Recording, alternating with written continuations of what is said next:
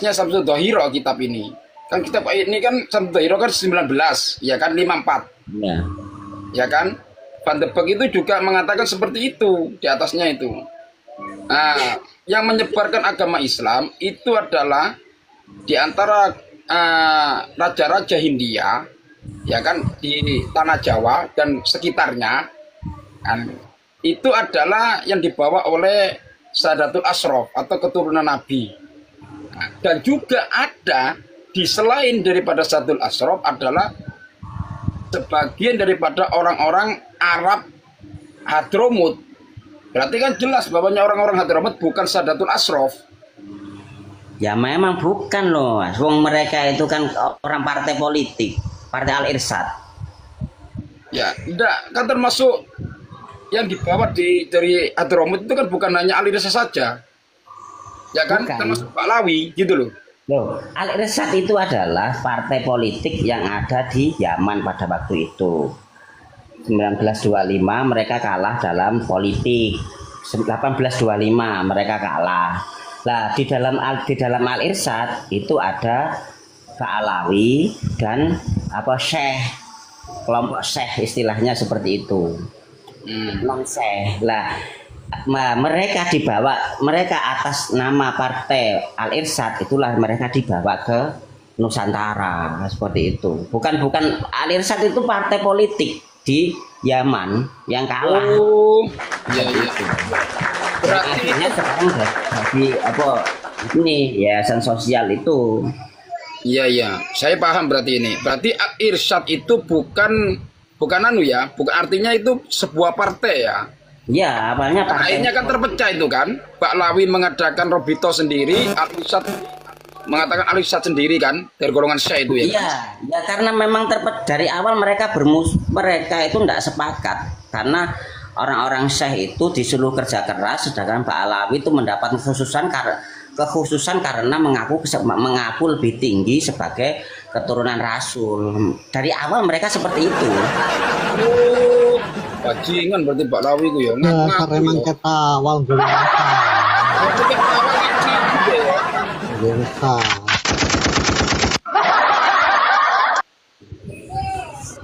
Jadi memang seperti itu, makanya mengapa kelompok Al-Irsyad itu lebih dekat berjuang ke dekat dengan pribumi, sedangkan kelompok Pak Alawi lebih dekat dengan Belanda, seperti itu. Betul. Al-Irsyad itu banyak membantu orang-orang pribumi loh. Iya, ya, betul. Al-Irsyad mulai makanya Abdurrahman Baswedan, buyutnya Anis itu termasuk yang dekat dengan sebenarnya yang dekat-dekat dengan tokoh-tokoh pribumi ini adalah orang-orang Al-Irsyad, bukan orang Pak Alawi. Ya betul karena yang mengadakan Sumpah Pemuda itu kan dari golongan Al-Irsyad itu kan, orang Arab ya kan. Betul ya. Yang Pak Lawi nggak mau ikut itu. Korbannya kurang ajar. Pak Lawi jelas enggak kan gitu. Berarti Anies tidak menghargai leluhurnya ya, Mas Majid ya. Makanya Pak Alawi ya seperti itulah. Pak Alawi itu dari dulu itu dikatakan sombong, itu sampai menjadi konflik. Makanya kenapa di Yaman itu tidak dihormati sampai hari ini ya, karena memang mereka terlalu menegaskan bahwa saya adalah keturunan Rasul, sedangkan orang-orang yang berilmu tinggi malah menutupi sisilah keturunan mereka menjadi beban kan gitu. Iya, betul. Ini kan ajaran agama sebagai nilai yang istilahnya jauh dari kesombongan, yang satunya menampilkan kesombongan keturunan kan gitu. Ya. Memang susah lah. Agama ini repot kok, mending nggak beragama ya lah enak. Waduh, jangan sebentar. Nah, Gus Majid. Ya, Gus Majid. Apa itu? Menurut pandangan jenengan, ya kan, Pak Lawi iki pribadi jenengan ya, keyakinan jenengan ya. Pak Lawi iki keturunan Nabi apa enggak? Saya kira enggak lah. Wah, sing kena, sing temen. Kok gak jelas ini? Bukan, saya menganggap gini loh, ini dari perspektif sejarah ya. Ada 1825 ke bawah dalam surat Xenogorgon. Saya berdasarkan data loh ya, bukan berdasarkan ini. Itu di mana? Di Yaman itu pernah di kasus seperti ini. Kasus seperti apa ini? Kiai Mat ini. Mereka diragukan di mana? Di Yaman pada waktu itu. Itu sempat muncul seperti saat ini. Kan gitu. Lah, makanya mengapa di tahun yang lampau kan lalu jauh di atas kita 18-an itu sudah terjadi polemik nasab Ba'alawi ya, karena memang mereka bukan keturunan gitu loh. Iya. Seperti itu. Kenapa seandainya mereka keturunan dan tidak terjadi polemik seperti ini, berarti tidak akan pernah terjadi tahun 18-an, tidak pernah terjadi polemik itu. Kenapa polemik ini terjadi saat ini begitu kuat? Karena memang sudah pernah terjadi dan mereka datanya juga mereka tidak punya untuk validitasi data itu, mereka nggak punya menyatakan sisilah kebenaran sisilah mereka nggak punya. Jadi ini yang mengakibatkan kasus nasab itu menjadi ramai, kasus Ba'alawi menjadi tidak selesai-selesai. Karena apa? Ya karena mereka tidak memiliki data. Iya, mereka malah merusak seluruh data nasab sisilah di kerajaan-kerajaan Nusantara lewat RUKUHP, istilahnya di sini 503 tahun 1905. Rencana undang-undang. Berarti begini ya, ini saya mau nanyakan ke Bang Muslim Kantoran. Kalau ada sebuah kebohongan itu yang berusaha untuk dibenarkan, itu kan tidak akan bisa. Dalam artian kalaupun toh bisa dipaksakan menjadi sebuah kebenaran, nanti yang akan jadi korban itu kebenaran akan diacak-acak, kan begitu. Dalam artian ketika sejarah palsu itu dibenarkan, maka sejarah yang asli akan rusak. Bukan begitu, Bang Muslim Kantoran nggih?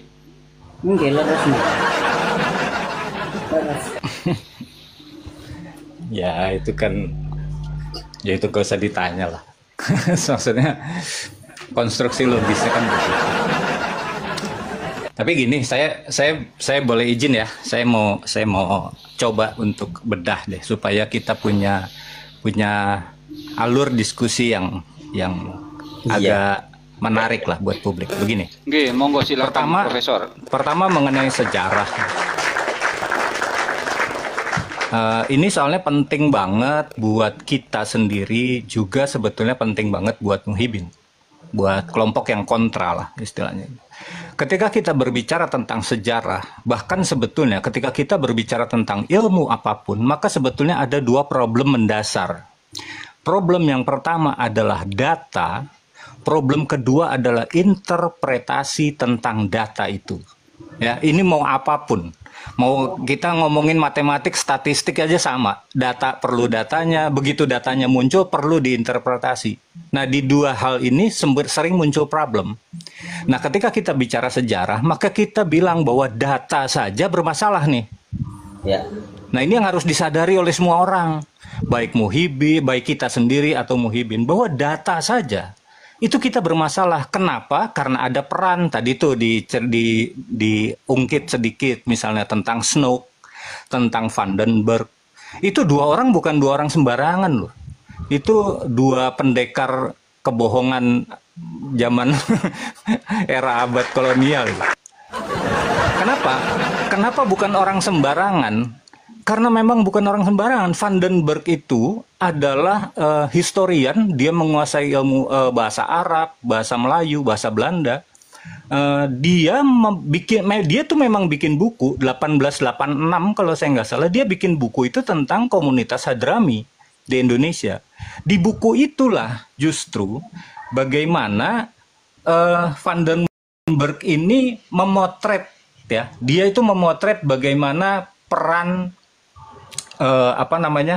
komunitas Hadrami di Indonesia, gitu ya. Dia itu mencatat misalnya bagaimana komunitas Said dan non-Said di dalam komunitas Arab. Itu ada di bukunya, 1886 itu, jauh sebelum Syamsul Doiro. Di buku itu pula kemudian dia nulis tentang bagaimana strategi sosial yang diterapkan oleh kaum Hadrami.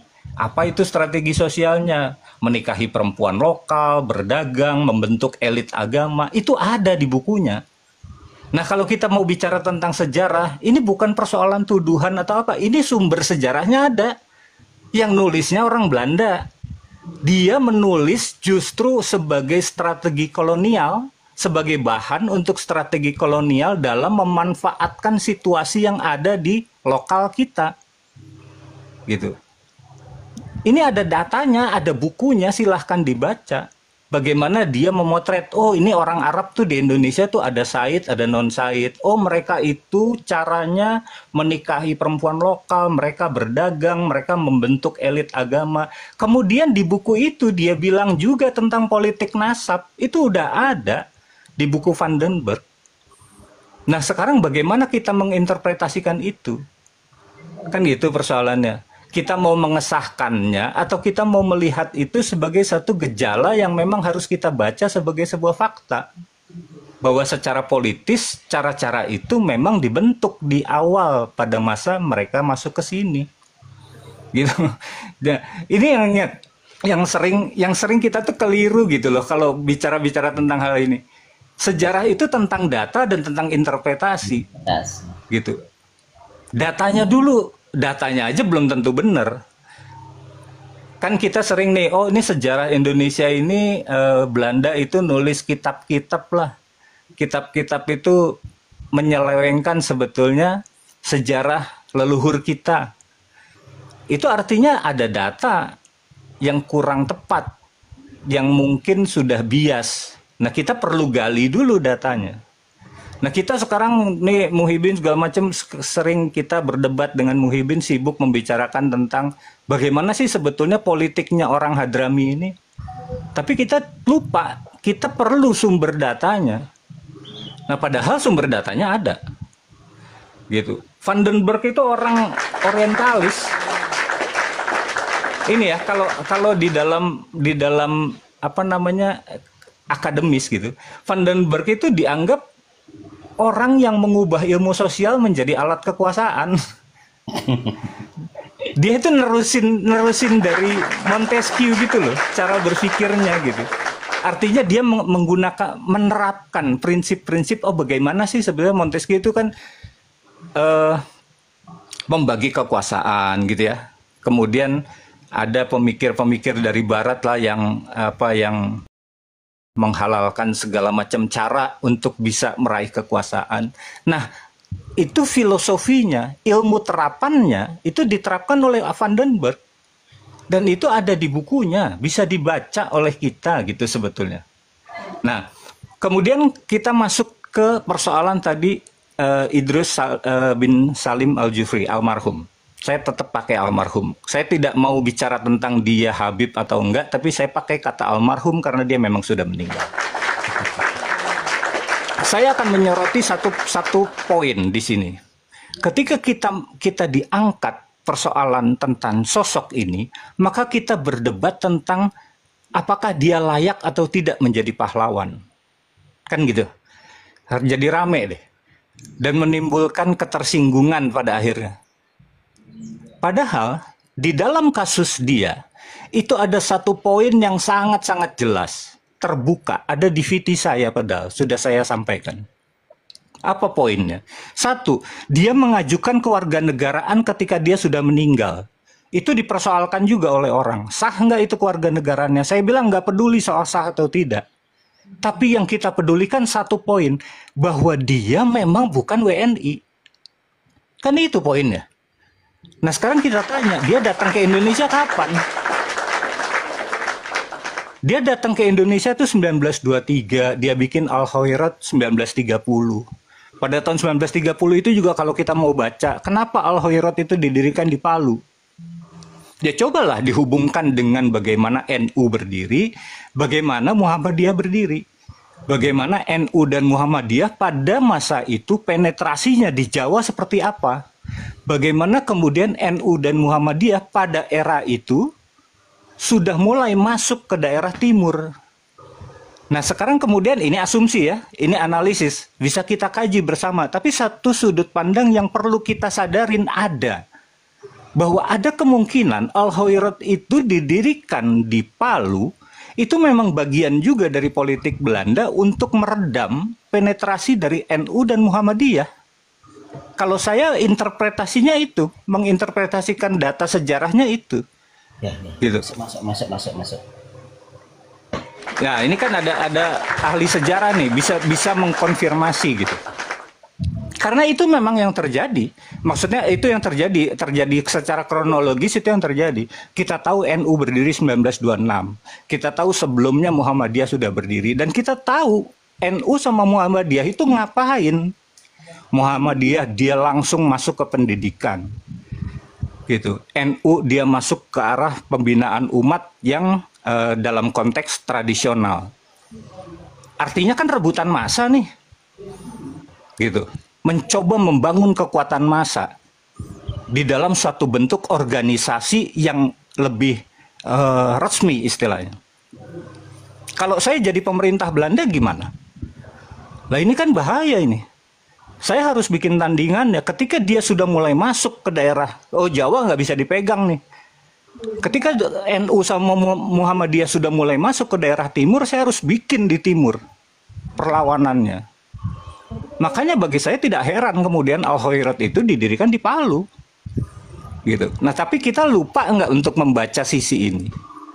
Satu, kita lupa tidak membaca bahwa orangnya memang bukan WNI. Nah sekarang coba tanya, itu banyak di berita bagaimana ketua RA yang sekarang itu kapan kakeknya datang masuk ke Indonesia, tuh keturunan keberapa sih, leluhurnya yang keberapa sih yang masuk ke Indonesia. Nah sekarang kita bisa tanya, dia itu WNI atau bukan, karena ini sudah terbukti loh. Ada orang masuk 1923, dia bikin sekolah, hidup, bersosialisasi, beranak pinak di sini, tetapi dia mengajukan kewarganegaraan tahun 2024. Artinya selama ini dia bukan WNI. Ya, nah sekarang kita tanya, sekarang ketua RA itu kakeknya sudah pernah mengajukan belum? Kenapa? Karena kalau dia belum mengajukan, berarti keturunannya sampai sekarang bukan WNI. Ini justru adalah poin paling penting yang bisa kita jadikan senjata dari kasus Idrus ini. Kenapa? Karena ini terkait dengan polemik yang muncul di MK. Ini kan sudah diangkat di MK. Kita nggak perlu sibuk urusan dia si layak atau tidak jadi pahlawan. Kenapa? Karena kita juga harus membaca secara strategis. Ini kenapa sih? Saya melihat ada dua hal. Contoh kasus yang bisa kita lihat. Bagaimana di dalam polemik ini, move-nya itu digerakkan di level elit, tetapi dampaknya itu berpotensi kemudian membenturkan konflik horizontal. Ada dua contoh kasus yang seharusnya bisa kita lihat secara nyata. Yang pertama adalah pengangkatan di Kasepuhan Cirebon. Ada sosok yang sangat berpengaruh di klan Balawi diangkat menjadi Kasepuhan Cirebon. Apa tujuannya? Apa dampaknya? Kan potensinya itu membenturkan kan? Membenturkan umat di Cirebon. Nah, begitu juga dengan yang pengajuan ini, dan itu kemudian terbukti dimakan ini. Istilahnya strateginya dia berjalan ketika kemudian kita dengan saudara kita yang di Palu yang kebetulan memang secara turun-temurun bersekolah atau terlibat di dalam gerakan di dalam institusinya Al-Hoirot, mereka lalu kemudian merasa tersinggung, berbenturan kita dengan mereka. Kita itu menari di tepukan gendang yang mereka bikin. Makanya bagi saya kita nggak usah ngeributin soal sosok guru tuanya itu siapa. Yang kita ributin adalah status kewarganegaraannya. Karena kalau status kewarganegaraannya sudah terbukti diajukan 2024. Nah sekarang kita tanya kepada setiap Balawi yang naik room kita tanya, kakek kamu datang tahun berapa? Kakek kamu udah ngajuin belum? Karena kalau belum ngajuin, kamu bukan WNI. Clear kan? Clear. Gitu. Bagi saya strategi di media sosial itu seharusnya ke arah sana gitu. Jadi jangan responsif, jangan kita responsif memakan isu yang mungkin memang dihidupkan untuk tujuan tertentu. Kita ini pengen dibenturin aja sama warga Palu. Kalau saya melihatnya seperti itu, gitu. Nah ini kan justru kalau ngelihat ya, tadi ketika diangkat tentang Vandenberg dan Snokhorgonya, itu kan warisan mereka berdua itu. Itu politiknya mereka berdua itu sebetulnya. Memanfaatkan hal-hal yang secara sosial untuk memperteguh kekuasaan, untuk memanipulasi situasi demi kepentingan satu pihak. Pihak siapa ya? Pihak Belanda pada zaman itu. Pada zaman sekarang pihak siapa? Ya mungkin pihak yang memang berkaitan lah dengan Belanda pada era itu gitu. Nah ini kan asumsi sebetulnya, tetapi kita perlu analisa dari hal-hal seperti ini supaya apa? Menciptakan kesadaran kepada kita bagaimana sebetulnya kita merespon isu, bagaimana sebetulnya kita membedah datanya gitu. Supaya kita ketika menginterpretasikan data, membedah sejarah itu kita memang berdasarkan kaidah ilmiah yang memang sudah dimiliki di dalam ilmu sejarah itu sendiri gitu. Oke, dari saya itu aja. Assalamualaikum warahmatullahi wabarakatuh.